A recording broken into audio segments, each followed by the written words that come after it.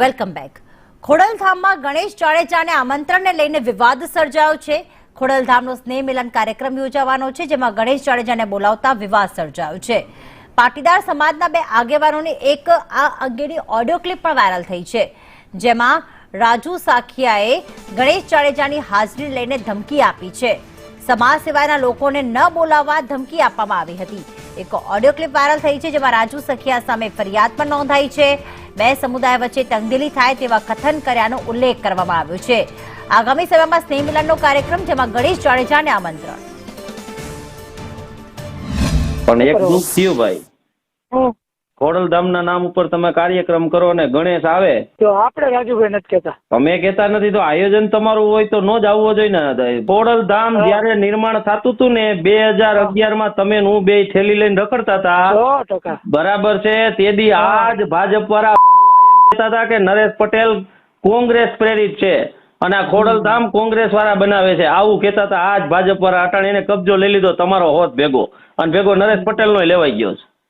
ખરેખર યાર જોવો તો ખરા યાર, આવી રીતે નામનો ઉપયોગ કરવાનો છે, આ રીતે સમાજને દોરી જવાનો છે યાર. આયોજન તમે કરો ને કોક તમને આમંત્રણ દઈ દે, અને એવા ગણેશ જેવા દૂષણને જેના બાપે તન મર્ડર લેવા પટેલ સમાજના કર્યા હોય એવાને આ વસ્તુ વ્યાજબી થાય. હવે તમને છેલ્લી વાર ને પહેલી વાર કહું છું, ખોડલધામના નામ ઉપર કઈ કામ થશે એટલે અમે અમારી ટીમ સાથે આવી જશું. ન્યા કોઈ બીન પટેલ આવ્યો હોય છે એટલે માથાકૂટ થાય, અને ઈ બધી રીતની માથાકૂટ થાય. અને ધમકી સમજવી હોય તો ધમકી સમજજો, વિનંતી સમજવી હોય તો વિનંતી સમજજો. અત્યારે હસમુખભાઈ જોડાઈ ગયા છે, જે ખોડલધામના પ્રવક્તા છે ફોન લાઈન પર. હસમુખભાઈ નમસ્કાર, સ્વાગત છે આપનું. હસમુખભાઈ, પાટીદાર સમાજની સંસ્થા હોય, પાટીદાર સમાજનો કાર્યક્રમ હોય, એમાં ગણેશ જાડેજાના નિમંત્રણ અને બે પાટીદાર સમાજના લોકો આમને સામને આવી ગયા. ખરેખર નિમંત્રણ આપવામાં આવ્યું છે ખરી?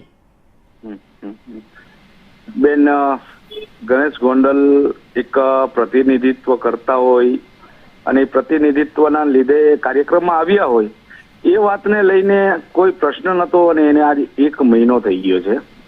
1 મહિના બાદ જો ફરી પાછી આજે ગણેશ જાડેજાને ખબર નથી અને એના સિવાયની થર્ડ વ્યક્તિ પાટીદાર સમાજની જયારે 1 મહિના પછી ફરિયાદ કરતી હોય તો આમાં સ્પષ્ટ જોઈ શકાય કે માત્ર અને માત્ર ખોડલધામને બદનામ કરવા માટે અને બળતામાં ઘી ઓંબા સિવાયનો ફરિયાદીનો કોઈ ઈરાદો ના હોય.